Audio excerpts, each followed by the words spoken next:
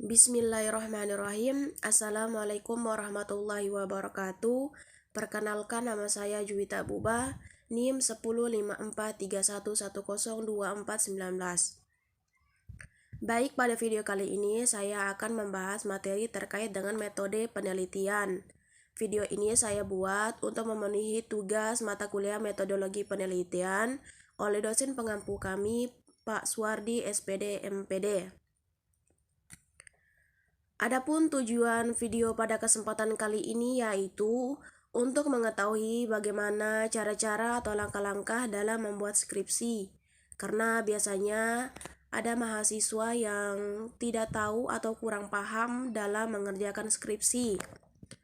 Oke, langsung saja kita masuk pada pembahasan materinya ya. Yang pertama, hakikat penelitian. Metode penelitian hakikatnya adalah merupakan cara untuk mengumpulkan data untuk kegunaan atau tujuan tertentu dengan 3 ciri khusus, yaitu rasional, empiris, dan sistematis. Sugiono 2017.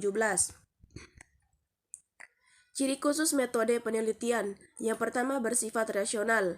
Dilakukan dengan cara-cara yang masuk akal, bukan yang bersifat irasional. Nah, irasional di sini berarti tidak masuk akal. Dalam pengerjaan skripsi, tentunya pengerjaannya harus masuk akal, yaitu berdasarkan sesuai dengan fakta lapangan, pengumpulan data, dan langkah-langkah tertentu. Yang kedua, empiris. Data yang dikumpulkan berbasis fakta lapangan yang diambil berdasarkan panca indera. Nah, empiris di sini apabila dalam mengerjakan skripsi tentu harus sesuai dengan fakta lapangan. Nah, pengambilannya harus berdasarkan panca indera, yaitu dengan wawancara, angket, dan tes. Yang ketiga, sistematis. Pengumpulan data dilakukan dengan menggunakan langkah-langkah tertentu. Nah, dalam pengerjaan skripsi tentu memiliki langkah-langkah tersendiri atau langkah-langkah tertentu. Pengumpulan datanya diambil melalui wawancara, angket, dan tes tadi.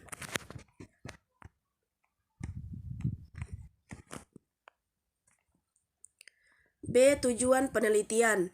Tujuan penelitian terbagi menjadi 3, yaitu penemuan, pembuktian, dan pengembangan. Sugiono 2017. Meskipun sebenarnya penelitian bukan hanya sebatas itu, karena penelitian bisa bertujuan untuk penolakan atau antitesis. Berikut penjelasan tujuan penelitian. Yang pertama, penemuan. Penemuan berarti bahwa penelitian yang dilakukan merupakan penelitian yang sangat terbaru, sehingga belum ada penelitian sebelumnya yang pernah dilakukan terkait dengan yang diteliti, sehingga hasil penelitiannya berupaya untuk menemukan sesuatu yang baru. Contohnya, penemuan pengendalian bolos sekolah yang paling efektif. Jadi di sini peneliti melakukan suatu penemuan baru dengan cara mengendalikan bolos sekolah, yaitu bisa saja dengan melakukan pengabsen di akhir pelajaran. Biasanya ada siswa atau siswi yang izin ke WC tetapi sampai akhir pelajaran mereka tidak datang kembali. Nah, di sini peneliti melakukan pengendalian bolos sekolah dengan cara bisa saja dengan melakukan absen di akhir pelajaran, atau bisa saja besoknya diperiksa dan diberi sanksi agar supaya tidak terjadi lagi bolos sekolah. Yang kedua, pembuktian. Memiliki makna bahwa penelitian dilakukan untuk membuktikan hal-hal yang masih bersifat meragu-ragukan, sehingga dengan hasil penelitian hal tersebut bisa dipercayai. Contohnya, pembuktian tentang hubungan antara keterlibatan dalam organisasi dapat menghambat penyelesaian studi mahasiswa. Di sini peneliti melakukan penelitian hubungan mahasiswa dengan organisasi. Biasanya mahasiswa bertujuan kuliah untuk kuliah, tetapi di dalam kuliah tersebut mereka bergabung di organisasi sebagai penambah wawasannya mereka. Tetapi di sini mereka tidak melakukannya secara seimbang. biasanya mereka lebih fokus kepada organisasi daripada kuliah. Padahal di sini tujuannya mereka adalah kuliah, tetapi mereka lebih fokus kepada organisasi. Nah, di sini tujuan penelitiannya yaitu harus menyeimbangkan antara organisasi dan perkuliahan agar perkuliahannya tidak terbengkalai atau tidak di-DO. Yang ketiga, pengembangan. Pengembangan memiliki makna bahwa penelitian yang dilakukan untuk lebih memperdalam pengetahuan yang telah ada sebelumnya. Contohnya, pengembangan sistem pelayanan mahasiswa dalam bentuk online. Di sini peneliti melakukan pengembangan sistem pelayanan mahasiswa dalam bentuk online. Biasanya ada mahasiswa yang kurang paham tentang pembelajaran secara online. Nah, di sini peneliti melakukan sistem pelayanan dengan bentuk online melalui Classroom, YouTube, dan lain-lain. Yang keempat, penolakan. Memiliki makna bahwa penelitian yang dilakukan untuk menolak pengetahuan yang sebelumnya ataupun menjadi antitesis dari pengetahuan yang telah ada. Contohnya, penelitian tentang sistem pendidikan yang menindas. Dalam penelitian, peneliti melakukan penelitian tentang sistem pendidikan yang menindas. Artinya di sini upaya untuk memanusiakan manusia. Bagaimana cara upaya untuk memanusiakan manusia? Yaitu dengan cara tidak berkata kasar, tidak menyakiti perasaan orang lain, dan lain-lain. Oke, yang ketiga, jenis-jenis penelitian. Penelitian dapat dibagi menjadi dua poros penelitian, yaitu penelitian yang berdasarkan pada tujuan penelitian, terbagi menjadi penelitian dasar, penelitian pengembangan, dan penelitian terapan.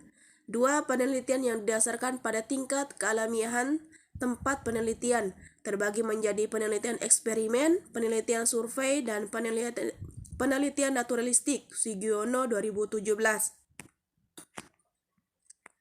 Selain itu, penelitian dapat dibagi menjadi murni atau dasar dan penelitian terapan. Penelitian murni atau dasar dengan penelitian terapan hakikatnya susah untuk dibedakan karena antara keduanya tidak terpisahkan antara satu dengan yang lainnya karena terletak pada satu garis kontinuum. Guy 1977.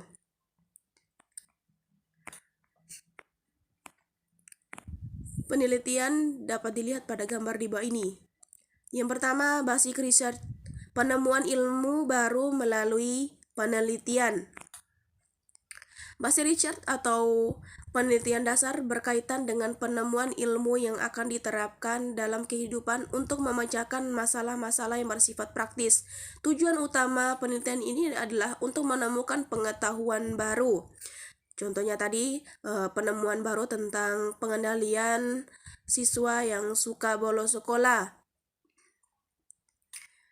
Yang kedua, development research atau penelitian pengembangan berkaitan dengan pengembangan ilmu yang diterapkan dalam kehidupan untuk memecahkan masalah-masalah yang bersifat praktis.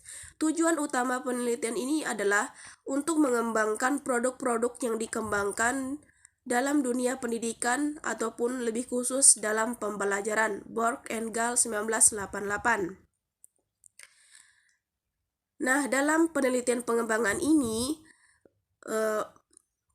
peneliti melakukan pengembangan bagaimana cara mengendalikan siswa yang suka bolos, siswa yang malas belajar, agar menjadi suka belajar, dan lain-lain.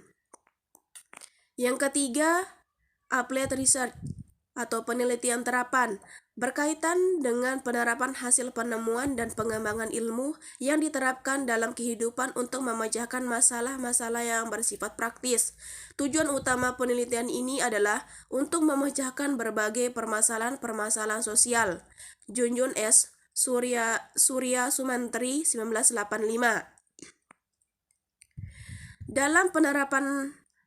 Dalam penelitian terapan ini, gabungan antara penemuan baru dan pengembangan. Bagaimana cara meneliti siswa yang suka boros, bagaimana cara mengendalikan siswa yang malas belajar agar suka belajar. Di situ kita melakukan terapannya. atau melakukan pengaplikasian dengan apa yang kita teliti tadi. Oke, lanjut yang kedua, penelitian tingkat kealamiahan.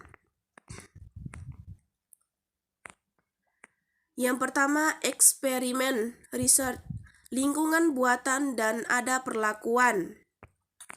Metode penelitian yang biasa dilakukan dalam laboratorium dalam kondisi yang terkontrol tanpa pengaruh dari luar. Sugiono 2017. Metode penelitian eksperimen memiliki tujuan untuk mengetahui efektivitas suatu perlakuan yang diberikan terhadap sesuatu.